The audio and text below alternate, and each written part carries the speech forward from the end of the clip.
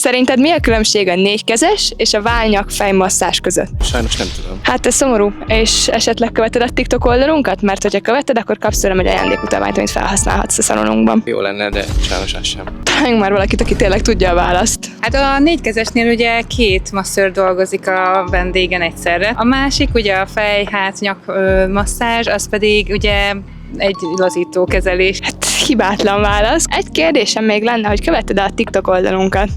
Igen. Megmutatod esetleg? Ezért cserébe adnék is egy tájmasszázs ajándékutalványt neked. Ó, köszönöm szépen. Most éppen ráérek, úgyhogy ki is próbálnám. Keresünk neked egy masszört, és akkor jó szórakozást hozzá. Na, milyen volt a masszázs? Mit szóltál hozzá? Hát nagyon jó volt, én teljesen ki tudtam kapcsolni, úgyhogy mindenkinek nagy szeretettel ajánlom. Te melyiket választanád a két masszázsfajta közül? Írd meg kommentben, és ha te is szeretnél most azonnal jönni, akkor nézd meg az új masszázs most funkciónkat, ahol most 20% kedvezménnyel tudsz foglalni.